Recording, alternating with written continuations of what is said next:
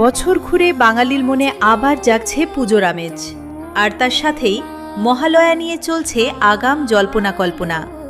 Star জলসার 2026 সালের মহালয়ায় দেবী দুর্গার রূপে কোন জনপ্রিয় অভিনেত্রী থাকবেন তা নিয়ে এখন থেকেই কৌতূহল জাগছে দর্শক মহলে।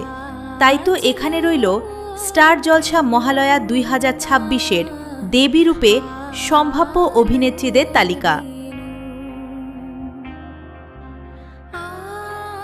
প্রভাতে